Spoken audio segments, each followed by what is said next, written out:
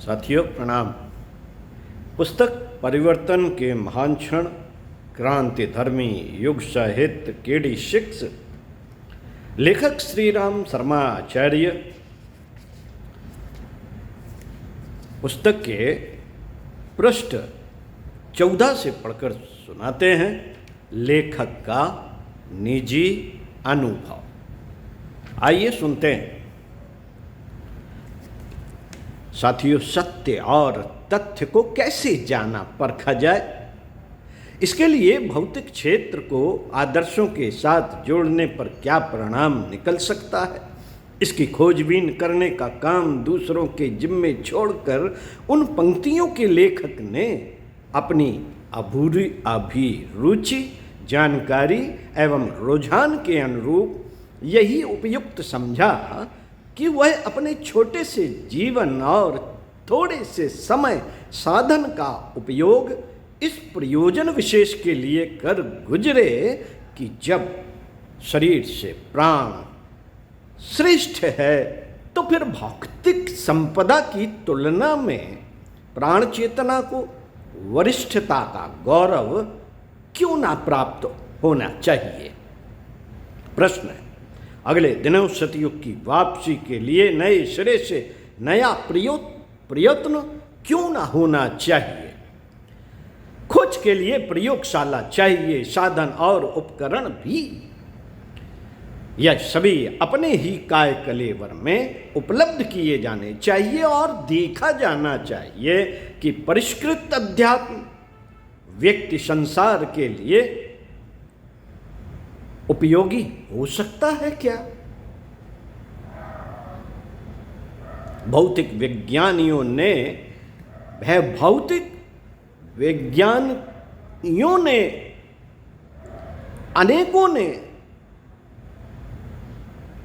अनेकों ने अपनी अभीष्ट खोज के लिए प्रायः पूरी जिंदगी लगा दी और लक्ष्य तक पहुंचने में उतावली नहीं बरती। तो परिष्कृत अध्यात्म का स्वरूप खोजने और परिणामों की जांच पड़ताल करने के लिए एक व्यक्ति की एक जिंदगी यदि पूरी तरह लग जाए तो उसे घाटे का सौदा नहीं कहा जा सकता। इन पंक्तियों का लेखक अपनी जिंदगी के प्रायः 80 वर्ष पूरे करने जा रहा है।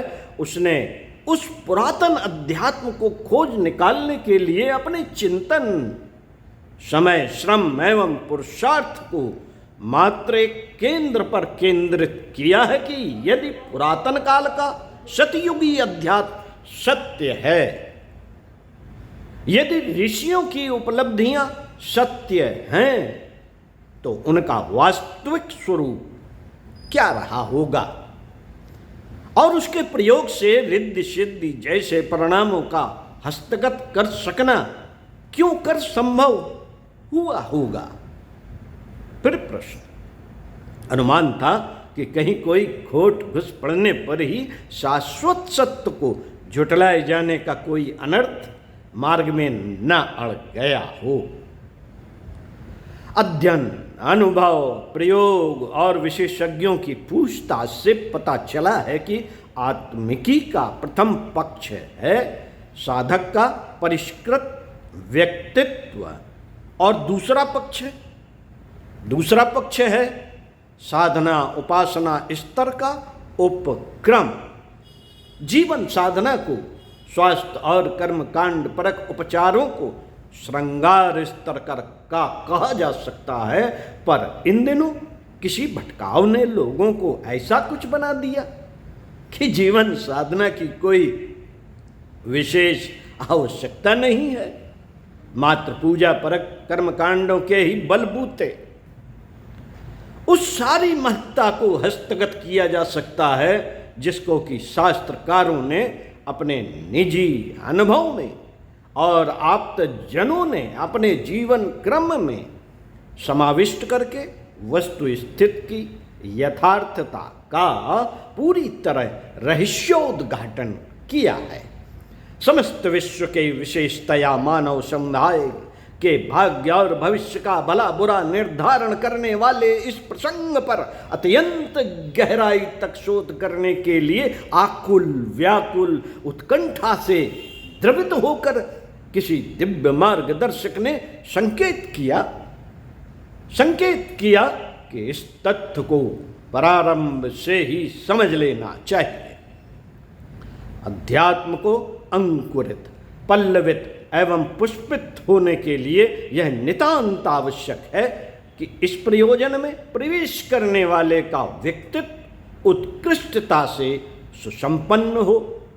इसके पश्चात ही उपासना परक कर्म कांडों की कुछ उपयोगी प्रतिक्रिया उपलब्ध होती है।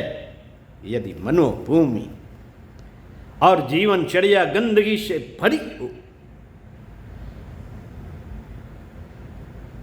यदि मनोभूमि और जीवनचर्या गंदगी से भरी हो तो समझना चाहिए कि मंत्र की पूजा उपचार की प्रक्रिया प्रायः निरर्थक ही सिद्ध होगी।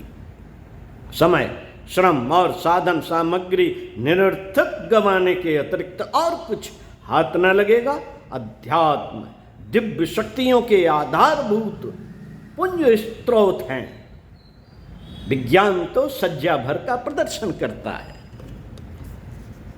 उसमें आकर्षण और प्रलोभन के द्वारा बल बुद्धि को फुसलाने के लिए खिलौने जैसे चमक दमक के अतिरिक्त और कुछ नहीं, और कुछ है ही नहीं। इस संकेत से मार्गदर्शन मिला, विश्वास जमा, फिर भी भ्रांतियों के जाल जंजाल से निकलने के लिए आवश्यक समझा गया कि क्यों ना अपनी काया की प्रयोगशाला में तथ्य का निरीक्षण परीक्षण करके देखा जाए। इसमें हानि क्या है? अपने प्रयोग यदि खरे उतरते हैं तो उससे श्रद्धा विश्वास की अभिवृद्धि ही होती है। यदि मिथ्या सिद्ध होते हैं तो हानि मात्र इतनी ही है कि जैसे असंख्य अधकचरी स्थिति में, संदेह भरी स्थिति में रह रहे हैं, उन्हीं में एक की और वृद्धि हो जाएगी। फिर विश्वास और साहसपूर्वक अपनी मान्यता बनाने या दूसरों से साहसपूर्वक कुछ कहने की स्थिति तो समाप्त हो जाएगी। मंत्र विज्ञान के संबंध में जितना कुछ पढ़ा, सुना और गुना था, उसके आधार पर प्रारंभिक दिनों में ही यह विश्वास जम गया था कि आदि शक्ति के नाम से जाने वाली गायत्री की श्रेष्ठता, वरिष्ठता असंदिग्ध है। संचित संस्कार और संबद्ध वातावरण भी इसी की पुष्टि करते रहे। उपासना क्रम सरल भी लगा और उत्साहवर्धक भी। गाड़ी चली सो अपनी पटरी पर आगे बढ़ती और लड़कती ही चली गई। तब से अब तक न उसमें विराम लिया और न कोई अवरोध ही आड़े आया। 80 वर्ष की आयु होने तक वह मान्यता, भावना, श्रद्धा आगे ही बढ़ती चली आई है। साथियों, मानवीय गरिमा के अनुरूप जीवन यापन कैसे किया जा सकता है? उसके साथ जुड़ी हुई मर्यादाओं का परिपूर्ण निर्वाह कैसे हो सकता है और वर्जनाओं से कैसे बचा जा सकता है?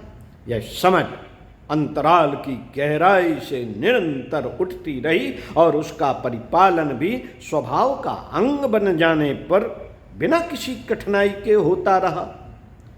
गुण, कर्म, स्वभाव, चिंतन, चरित्र, व्यवहार में जो तथ्य गहराई तक उतरकर परिपक्व हो जाते हैं, वे छोटे मोटे आघातों से डगमगाते नहीं।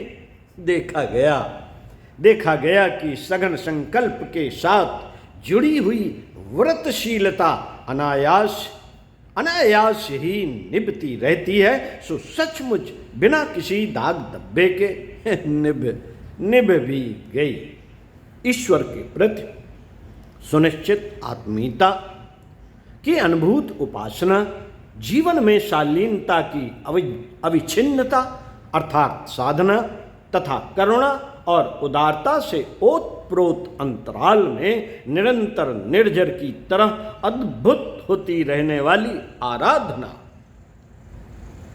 यही है त्रिवेणी जो मनुष्य को सच्चे अर्थों में मनुष्य बनाती है। उस संगम तक पहुंचने पर कल्मष कषायों दोष दुर्गुणों के प्रवेश कर सकने जितनी गुंजाइश भी शेष नहीं रहती।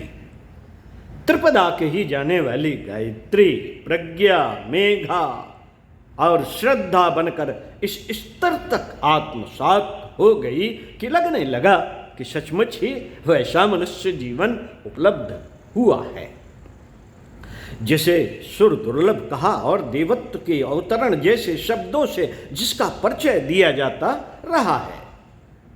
साधारण स्तर के नरवानर कोल्हू के बैल की तरह पिसते और पीसते रहकर जिंदगी के दिन गुजार देते हैं, पर जब भीतर से उत्कृष्टता का पक्षधर उल्लास उभरता है तो अंतराल में बीज रूप में विद्यमान दैवी क्षमताएं जागृत सक्रिय होकर अपनी महत्ता का ऐसा परिचय देने लगती हैं जिसे अध्यात्म का वही चमत्कार कहा जा सकता है जो भौतिक शक्तियों की तुलना में कहीं अधिक समर्थ है। साथियों, उपासना प्रकरण में श्रद्धा विश्वास की शक्ति ही प्रधान है। वही उस स्तर की बंदूक है जिस पर किसी भी फैक्ट्री में विनिर्मित कारतूस चलाए जा सकते हैं। उस दृष्टि से मात्र गायत्री मंत्र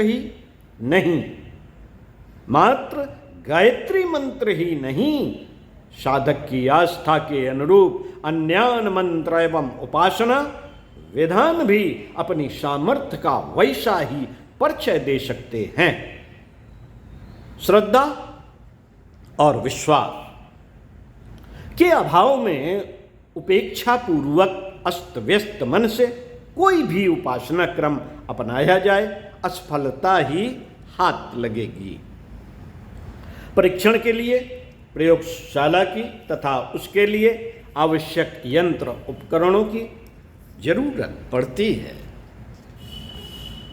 इस संदर्भ में अच्छाई एक ही है कि मानव शरीर में विद्यमान चेतना ही उन सभी आवश्यकताओं की पूर्ति कर देती है जो अत्यंत सशक्त प्रयोग परीक्षणों के लिए भौतिक विज्ञानियों को मूल्यवान यंत्र उपकरणों से सुसज्जित प्रयोगशाला को जुटाने पर संभव होते हैं। इन दिनों विज्ञान के प्रतिपादन पत्थर की लकीर बनकर जन जन की मान्यताओं को अपने प्रभाव क्षेत्र में समेट चुके हैं। आज की मान्यताएं और गतिविधियां उसी से आच्छादित हैं और तदनुरूप प्रतिक्रियाएं उत्पन्न कर रही हैं। अध्यात्म का स्वरूप विडंबना स्तर का बनकर रह गया है। फलस्वरूप उसका न किसी साधनारत पर प्रभाव पड़ता है और न वातावरण को उच्च स्तरीय बनाने में कोई सहायता ही मिल पाती है। इस दुर्गति के दिनों से यही उपयुक्त लगा है कि यदि विज्ञान के प्रत्यक्षवाद को यथार्थता कोई जिस प्रकार अनुभव कर लिया गया है उसी प्रकार अध्यात्म को भी यदि सशक्त एवं प्रत्यक्ष फल देने वाला माना जा सकने का सुयोग बन सके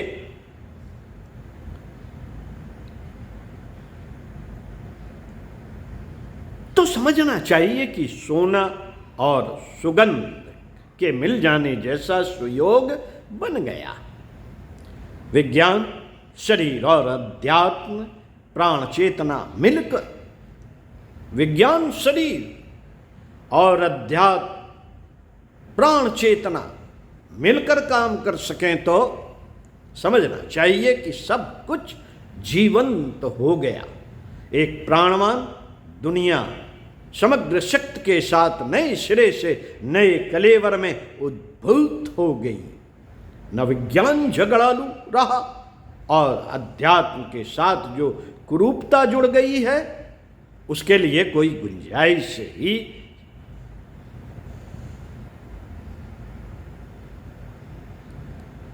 शेष रह गई है। साथियों, चिंतन मनन करिए परम पूज्य गुरुदेव के विचारों के साथ। स्वाध्याय सत्संग का क्रम हमने आपके साथ पूरा किया। इसी क्रम में इसी पुस्तक से पढ़कर सुनाएंगे। सुनते रहिए कुछ अच्छा और पढ़ते रहिए कुछ अच्छा।